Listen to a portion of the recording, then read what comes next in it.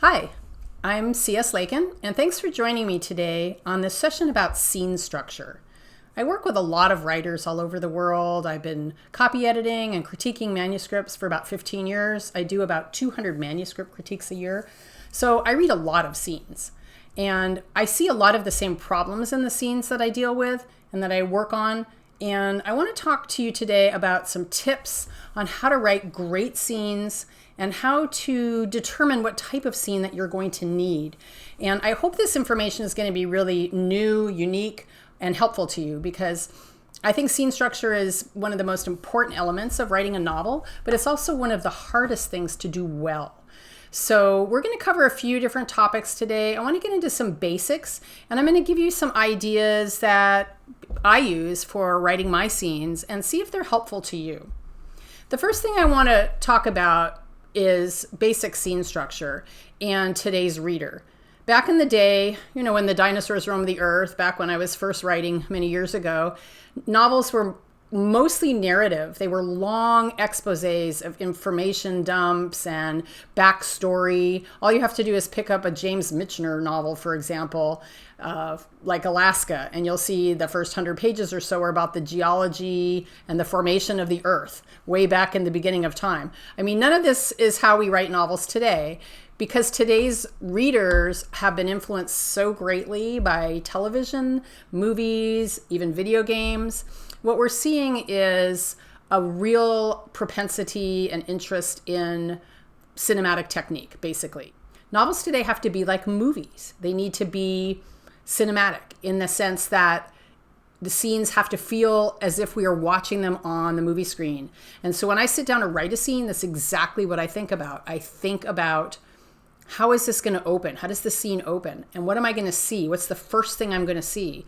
I'm going to see maybe a setting, maybe a character in a setting, but definitely a setting, right? So if we translate that into writing a scene, we need to establish that setting pretty close to the beginning. Sure, you might have a few lines of dialogue that open your scene, but you need to really establish where that place is, where that character is grounded in that setting. And you need to do that quickly, and you need to do it with some sensory detail. I always aim for about maybe 3 different senses to throw in.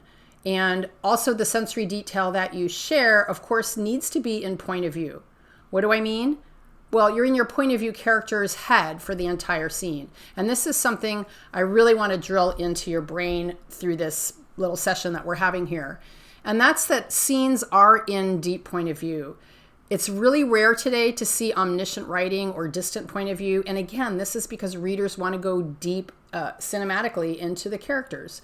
When we watch movies or TV shows or watch plays these days, contemporary pieces, we see how they're really deep into character.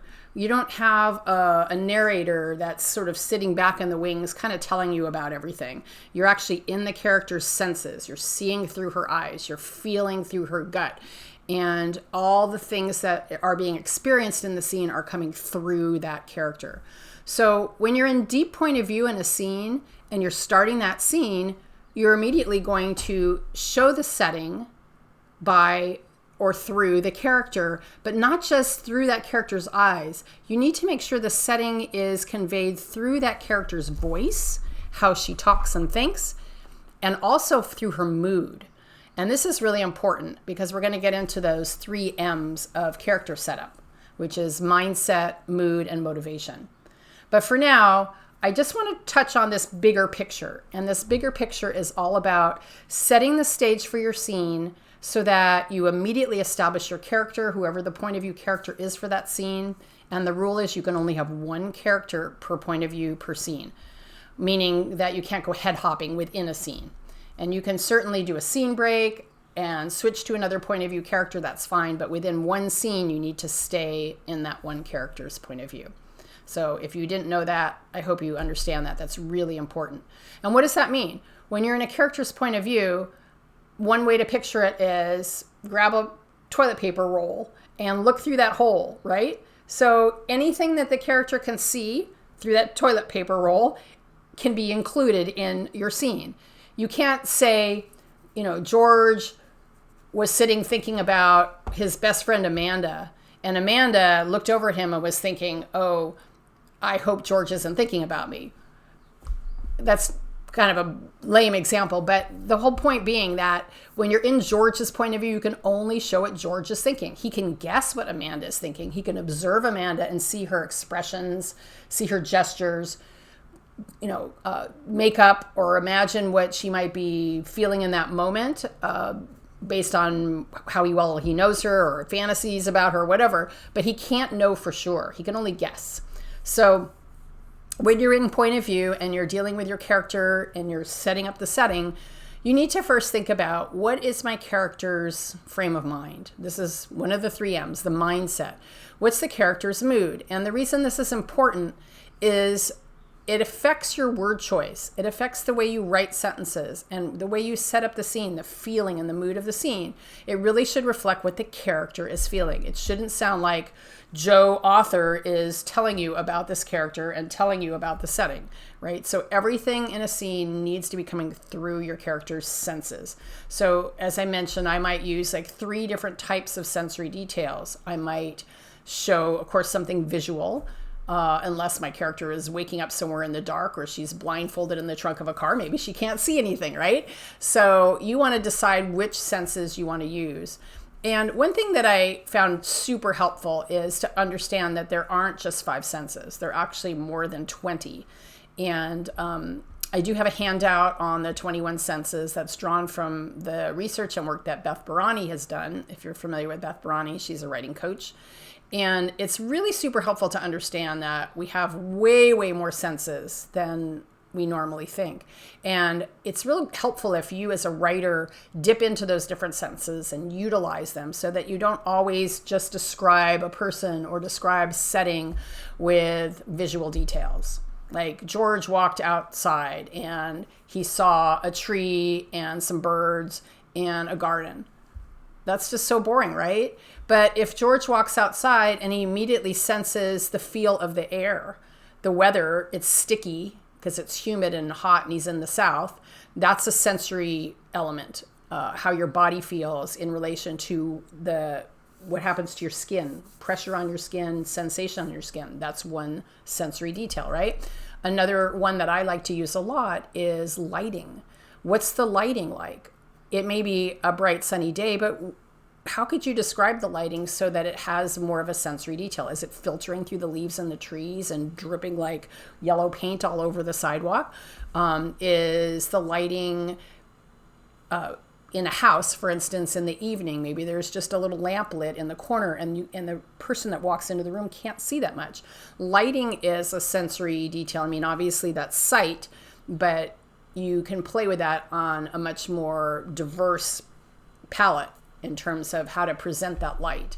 Also, light can also affect brightness, can affect your eyes. There's a pain receptor in your eyes for light. So think about that.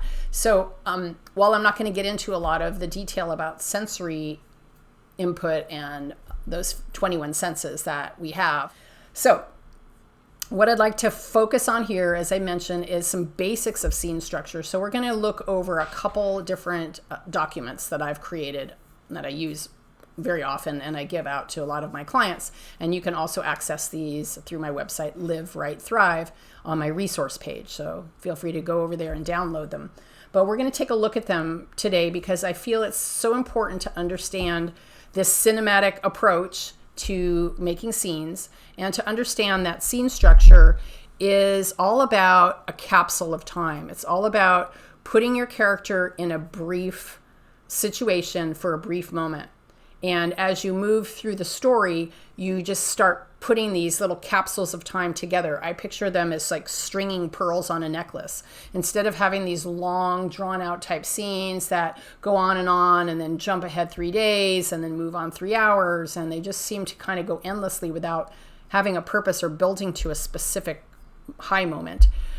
We want to think about scenes as these small capsules of time.